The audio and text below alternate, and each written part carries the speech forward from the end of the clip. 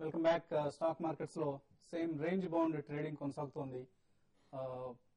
Media stocks ఇవాళ lime net లోనే TV today లాంటి కంపెనీస్, అలాగే యూటీవీ సాఫ్ట్వేర్ లాంటి స్టాక్స్ లో బయింగ్ సపోర్ట్ కనిపిస్తుంది. సో మీడియా స్టాక్స్ లో ప్రధానంగా ఇవాళ చాలా యాక్టివిటీ గమనిస్తుంది. డల్ మార్కెట్ లో కూడా మీడియా స్టాక్స్ బజింగ్ స్టాక్స్ గా ఉన్నాయి. సో ప్రధానమైన కారణం ఏంటంటారు?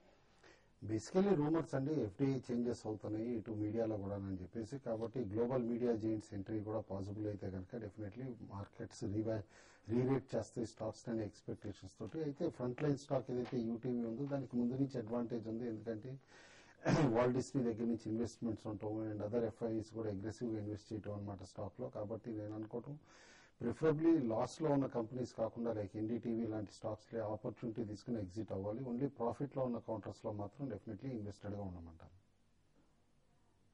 ఓకే అండి. కాంగ్రెస్ కొంతమంది లైన్ ఉన్నారు. శ్రీనివాస్ రాజమండ్రి నుంచి. శ్రీనివాస్ గారు హలో సార్, చెప్పండి. శ్రీనివాస్, అదే సింప్లెక్స్ ఇన్ఫ్రా 3.70లో కొన్నామండి. సింప్లెక్స్ ఇన్ఫ్రా, సార్ ఓకే అండి. ఆ స్టాక్ అమ్మేసి అది వేరే స్టాక్ లో పెట్టుకోవచ్చా? లాస్ కింద భరిస్తాము. ఓకే అండి. సో ఇందులో లాస్ బుక్ చేసి వేరే స్టాక్ షిఫ్ట్ కావడం బెటర్. డెఫినెట్ గా అండి, ఎందుకంటే ఆయన చెప్పిన నిర్ణయం అయితే మంచి డెసిషన్ అనుకుంటాను. ఎందుకంటే ఈ స్టాక్ ఏమాత్రం కూడా అప్ ట్రెండ్ అనేది కనపడలేదండి. కాబట్టి ఇప్పుడు కంటిన్యూగా డౌన్ ట్రెండ్ ఉంది. ఈవెన్ లాస్ట్ ఒక 1 వీక్ గా చూస్తే మార్కెట్ కొంచెం పెరిగినా కూడా ఇది ఏమాత్రం పెరగలేదు. 50 వీక్ లోకి టచ్ అయింది. కాబట్టి డెఫినెట్ గా మీరు ఈ స్టాక్ నుంచి ఎగ్జిట్ అయిపోయి మంచి ఇప్పుడు ఈవెన్ ఇండెక్స్ స్టాక్స్ కూడా చాలా మనకి అట్రాక్టివ్ దొరుకుతున్నాయి. వాటిలో ఇన్వెస్ట్ చేయమని చెప్తాను. ఇమీడియట్ గా ఎగ్జిట్ కమని చెప్తాను. ఓకే అండి. నెక్స్ట్ కాలర్ తెనాలి నుంచి రవి లైన్ లో ఉన్నారు. రవి గారు నమస్తే అండి. నమస్తే అండి. Sir, state bank of India గురించి అడుగుతాను సార్. ఓకే అండి. ఏ రేట్ లో కొన్నారు? నేను స్టార్ట్ చేద్దామని సార్. ఈ రేట్ లో తీసుకోవచ్చా, ఇంకా ఆగచ్చా అని చెప్పేసి. అంటే ఒకటేసారి లంసమ్ గా చేద్దాం అనుకుంటున్నారా? ఎస్ఐపి అండి? ఒక 3 lakhs పెట్టాం. 3 lakhs వరకు ఎస్బీఐలో పెడదామనుకుంటున్నారు. ఎటువంటి సలహా ఇస్తారు? గ్రేట్ పాలసీ మీటింగ్ అయ్యేవారు కాకండి. జూన్ 16th నాడు మీటింగ్ ఉందన్నమాట. అండ్ జూన్ 15th నాడు ఎట్లయినా first quarter advance tax payments కూడా ఇండికేషన్స్ వస్తాయి. ఎందుకంటే లాస్ట్ టైం ప్రొవిజన్స్ ఎంతైతే చేసిందో అగ్రెసివ్ గా ఎస్బీఐ, దాని ఇంపాక్ట్ ఈ క్వార్టర్ లో కూడా తెలుస్తుంది అనమాట. ట్యాక్స్ ఎంత కడుతున్నారు అనే దాన్ని బట్టి బోత్ ఈవెంట్స్ అయిన తర్వాతే ఎస్బీఐలో డెసిషన్ తీసుకోవచ్చు. నెక్స్ట్ కాలర్ శేషు భద్రాచలం నుంచి. శేషు గారు గుడ్ ఆఫ్టర్నూన్ అండి. Good afternoon. Lanco Infratech Q4 results చాలా డిసప్పాయింట్మెంట్ ఉందండి. కానీ రాబోయే ఒక 2-3 క్వార్టర్స్ ఎలా ఉండబోతుంది?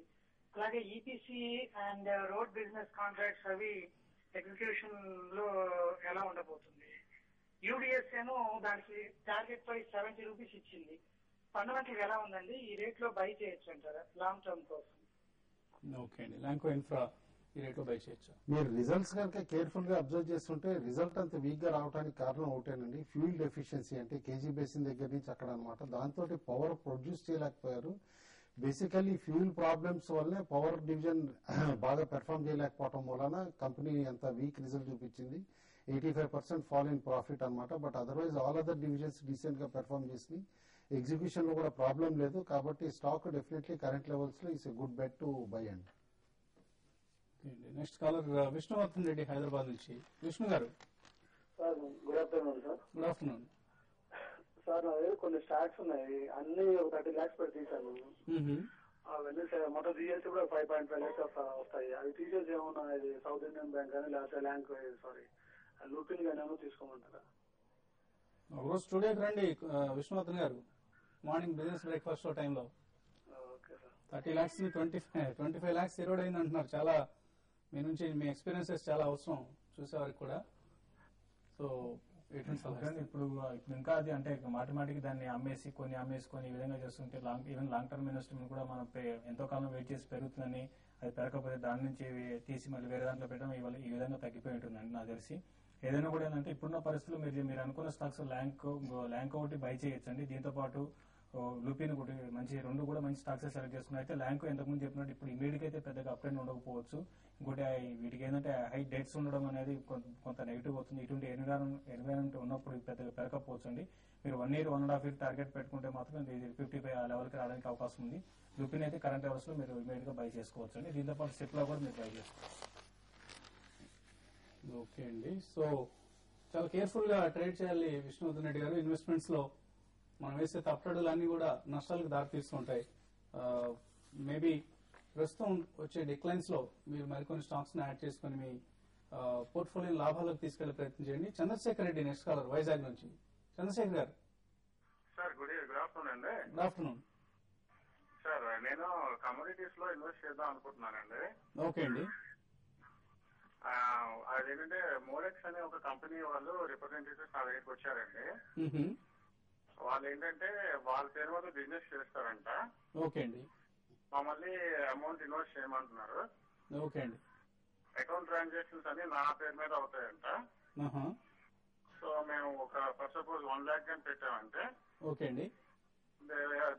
లాస్ అండ్ ప్రాఫిట్ తో సంబంధం లేకంటే they suppose to pay ₹6,000 per month for us. అంటే ₹6 ఆల్మోస్ట్ ₹6 వడ్డీ ఇస్తా ఉంటున్నారు. అవును సార్. ఎలా సాధ్యం అండి ఇది? మీరు నమ్మారా వాళ్ళని? లేదు సార్, అందుకే నాకు డౌట్ వచ్చి ఇప్పుడు లైవ్ చూస్తే నేను చేశాను అనమాట. ఓకే అండి. సో దయచేసి అటువంటి స్కీముల జోలికి వెళ్ళొద్దండి. ఎవరో కూడా ఈ ప్రపంచంలో both any market, stock markets కావచ్చు, రియల్ ఎస్టేట్ కావచ్చు, కమాడిటీస్ కావచ్చు, గ్యారంటీడ్ రిటర్న్స్ అనే ఒక పదమే చాలా మోసపూరితమైన పదం అండి. So don't fall in to the trap of those guys. Mod x కావచ్చు, ఇంకో కంపెనీ కావచ్చు, ఇటువంటి స్కీమ్స్ జోలికి వెళ్ళొద్దండి. లాంగ్ టర్మ్ కోసం ఇన్వెస్ట్ చేయండి. బోత్ ఈవెన్ కమాడిటీస్ అయినా కావచ్చు, లాంగ్ టర్మ్ కోసం ఇన్వెస్ట్ చేయండి. సో రమేష్ గారు ఎటువంటి సలహా ఇస్తారు?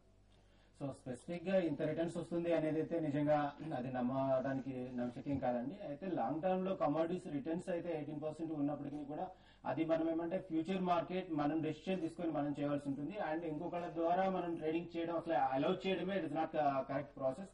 మీ పేరు మీద వాళ్ళు చేస్తారు అనేది అసలు యాక్సెప్టెడ్ వర్డే కాదు. మీరు ఓన్ గా మీరు ట్రేడింగ్ మీ కమోడిటీస్ లో ఇంట్రెస్ట్ ఉంటే కనుక స్పెసిఫిక్ కమోడిటీని సెలెక్ట్ చేసుకుని దాని ట్రెండ్ అబ్జర్వ్ చేసి ట్రేడింగ్ చేసుకుంటే కనుక బెటర్ రిటర్న్స్ వస్తాయి. మీరైతే కనుక వేరే ద్వారా అయితే అలౌ చేయకండి. సో మనకు సొంత నాలెడ్జ్ ఉంటేనే అటువంటి పనులు చేయడం బెటర్ అండి. వేరే నమ్మొద్దు మరొకరిని. సో ఇప్పుడే మనం గమనిస్తున్న వార్త, వైజాగ్ చెందిన స్టాక్ బ్రోకర్ రమేష్ చంద్ర గారు, ఆయనకి ఎటువంటి కష్టం వచ్చిందో మనకు తెలియదు. ఇంకా ఫుల్ డీటెయిల్స్ రావాల్సి ఉంది. బట్ ఆత్మహత్య చేసుకున్నారు. కేవలం స్టాక్ మార్కెట్ నష్టాలే దీనికి కారణం అంటున్నారు. సో చాలా కేర్ఫుల్ గా ఉండాలండి. మన ప్రాణాలు తీసుకునేంత వరకు పరిస్థితిని తీసుకురానివ్వకూడదు. సో ఫైనల్ గా ఇవాళ కమోడిటీస్ మార్కెట్ లో ట్రేడింగ్ కాల్స్ ఏమైనా ఇస్తున్నారు?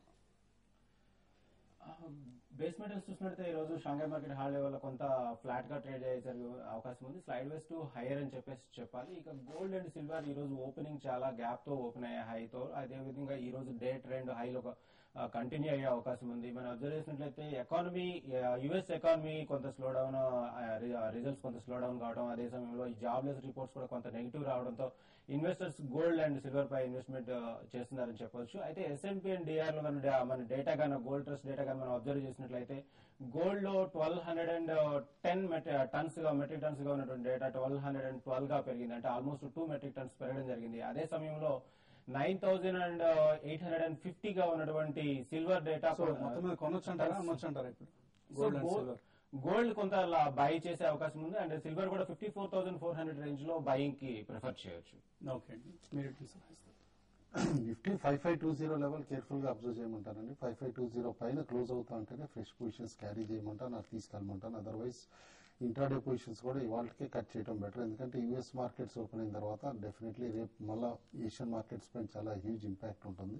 మోరోవర్ ఈసీబీ చర్య కూడా డెఫినెట్లీ యూరోపియన్ మార్కెట్స్ ఇంపాక్ట్ చేస్తుంది. కాబట్టి later part of the day only 5520 bench mark observe చేయమంటారు. నేను కూడా సేమ్ అదే చెప్తానండి. 5000 క్యాష్ నిఫ్టీ అయితే 5500 పైన ఉంటే లాంగ్ పొజిషన్ తీసుకోమని చెప్తాను. లాంగ్ పొజిషన్స్ కి అయితే మాత్రం సేల్ ఒకటి కొంచెం స్ట్రాంగ్ ఉందండి. సేల్ ఒకటి బై చేయమని చెప్తాను. 144 దగ్గర స్టాప్ లాస్ పెట్టుకొని బై చేయొచ్చండి. ఇది 152 రూపీస్ దాకా పెరగడానికి అవకాశం ఉంది. సో ఇవి ఇప్పటివరకు ఉన్న ట్రేడింగ్ సజెషన్స్. స్టాక్ మార్కెట్స్ నష్టాల్లోనే ట్రేడ్ అవుతున్నాయి. స్వల్ప నష్టాలు ఆఫ్ కోర్స్ పెద్ద కట్ అంటూ ఎక్కడ కనపడలేదు. సెన్సెక్స్ 44 పాయింట్ల నష్టంతో ట్రేడ్ అవుతుంది ప్రస్తుతానికి. సో ఇది వాటి బిజినెస్ లంచ్. తిరిగి రేపు మార్నింగ్ 8:30కి బిజినెస్ బ్రేక్ఫాస్ట్ లో కలుద్దాం. Business lunch. Makeup courtesy. Beautiful people. Biospa and Salon.